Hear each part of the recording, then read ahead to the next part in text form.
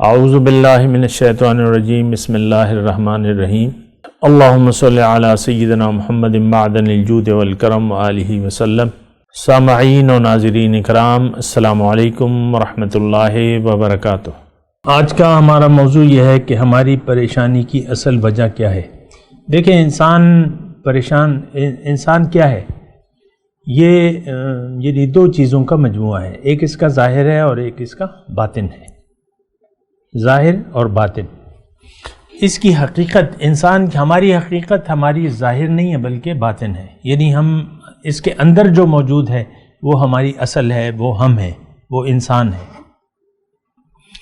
تو میں پریشانی کی اصل وجہ میں بتا رہا ہوں آپ کو، پریشان انسان کیوں ہوتا ہے، کب ہوتا ہے۔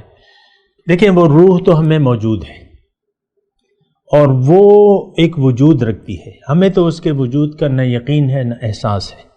جیسے کہ ہمارے کندھوں پر، ہم سب کے کندھوں پر دو فرشتے موجود ہیں، لیکن ہمارا نہ یقین ہے نہ احساس ہے۔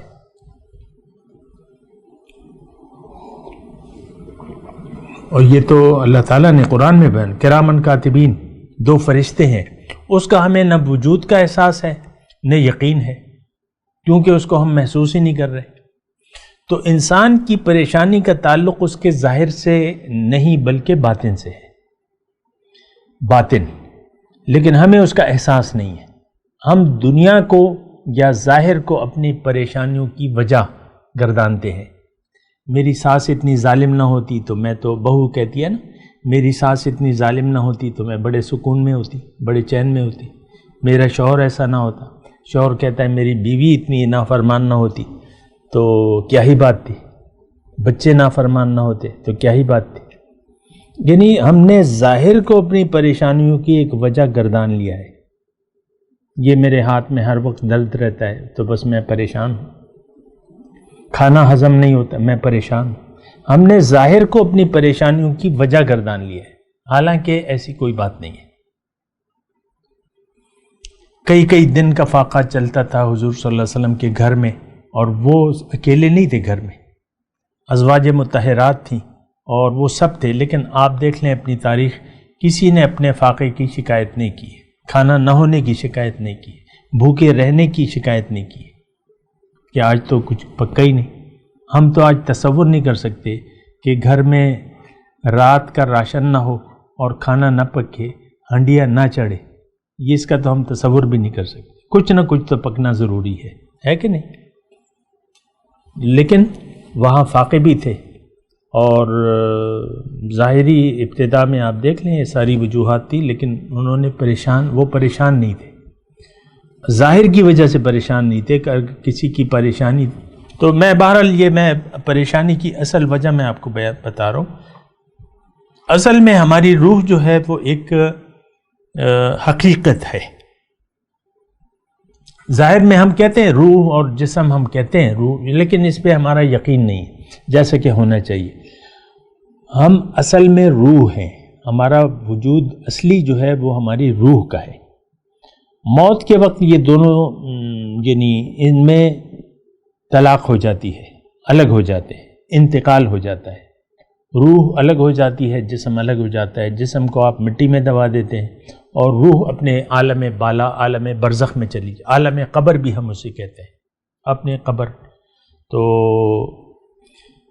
اب روح جو ہے، یہ بات تھوڑی سی توجہ چاہیے آپ کی، کہ روح جو ہے وہ ایک وجود رکھتی ہے، وہ ایک احساس رکھتی ہے۔ جیسا کہ ہمارے ظاہر کی آنکھیں ہیں، ظاہر کا کان ہے، ظاہر کی عقل ہے، اسی طرح ہماری باطنی بھی ایسا ہی جسم ہے۔ ہم باطنی آنکھیں بھی رکھتے ہیں جس کا ہمیں احساس نہیں ہے، اور کان بھی ہیں اور سوچ سمجھ بھی ہے، وہ سب ہے، لیکن ہمیں اس کا احساس نہیں ہے۔ روح جب دیکھتی ہے کہ یہ شخص تو مجھ سے غافل ہے اور میرا تو انتظام ہی نہیں کر رہا، مجھے نہ خوراک دے رہا ہے نہ مجھے اس نے راستے پر ڈالا ہے۔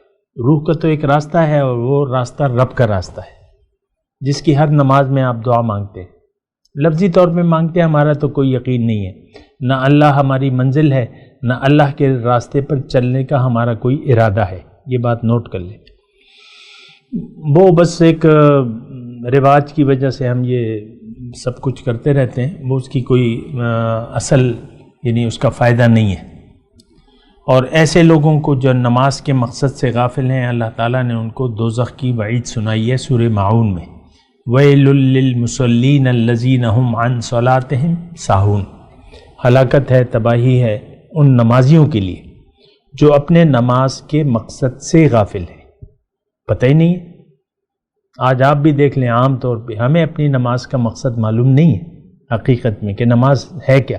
نماز تو رب سے ملاقات کا نام ہے، رب سے ملاقات، رب سے بات چیت کا نام ہے، اور ہم تو آپ دیکھیں ایک لگے بندے طریقے سے ذہن کہیں اور ہوتا ہے اور ہم کچھ کہہ رہے ہوتے ہیں اور ذہن کچھ کہیں اور ہوتا ہے۔ بہرحال آپ کہتے ہیں نا نماز میں ہمیں وسوسے بڑے تنگ کرتے ہیں، تو اس کا مطلب آپ کا ذہن کہیں اور ہوتا ہے، آپ نماز کے مقصد ہی سے غافل ہیں۔ تو ظاہر ہے، اب مثال کے طور پہ آپ ایک ڈرامہ دیکھ رہے ہیں، آج کل ارطغرل میں نے تو نہیں دیکھا لیکن یہ ڈرامہ مشہور ہے، بچے بڑے بوڑھے سب جانتے ہیں، لیکن بس وہ جب ڈرامہ دیکھتے ہیں تو بالکل حضوری کی کیفیت ہوتی ہے، بچوں تک حضوری کی، اب کیا ہوگا، اب کیا ہوگا، ارطغرل اب کیا کرے گا، پورا اس میں وسوسے آپ کو تنگ نہیں کرتے۔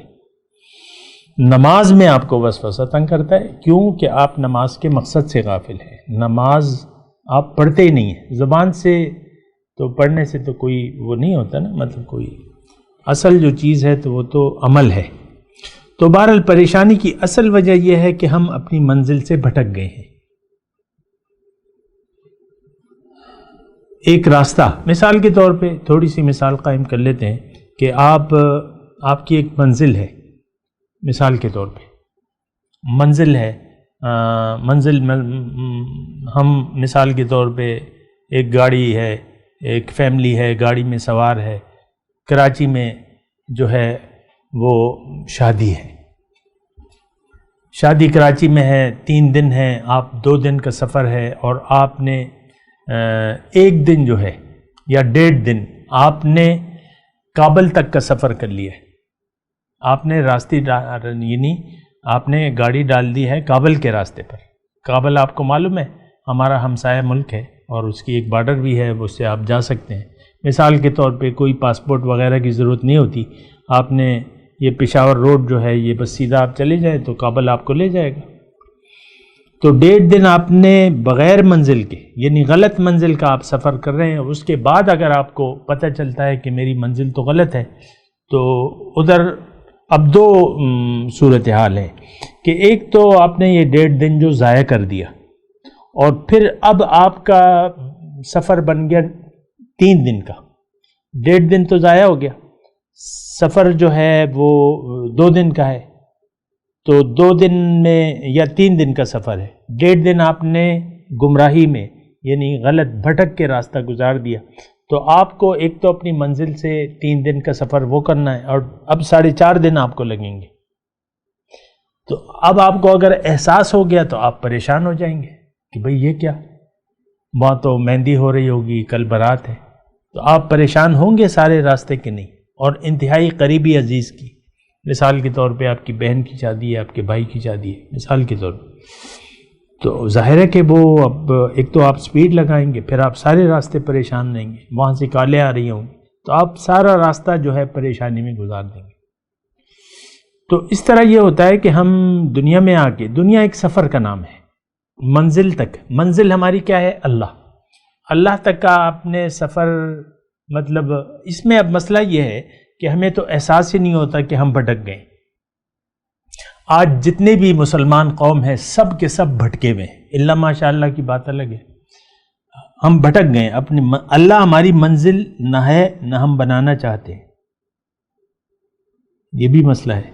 کوئی کتنا بھی آپ کو سمجھائے لیکن آپ نے اللہ کو منزل نہیں بنانا، یہ ہمارا اجتماعی طور پہ فیصلہ ہے کہ نو، اللہ میری منزل نہیں ہے، بس میں دنیا میں ایک اچھی زندگی گزارنا چاہتا ہوں یا چاہتی ہوں، وہ ایک الگ مسئلہ ہے۔ لیکن یہ ہے پریشانی کی اصل وجہ یہ ہے کہ روح کا ایک وجود ہے، اس کو جب معلوم ہوتا ہے کہ یہ تو بھٹک گیا ہے بندہ، میں جس مقصد کے لیے مختصر وقت کے لیے اللہ تعالیٰ نے مجھے یہ دنیا میں بھجوایا ہے، اس کو تو پتہ ہی نہیں ہے، یہ تو پتہ ہی نہیں کرنا چاہتا، پتہ ہے تو جانا نہیں چاہتا اللہ کی طرف، تو روح پریشان ہو جاتی ہے، اور زندگی روحانی طور پہ، دلی طور پہ ہم بدحال ہو جاتے ہیں۔ وآخر دعوانا ان الحمد للہ رب العالمین۔ مولاي صل وسلم دائما ابدا على حبيبك خير الخلق كلهم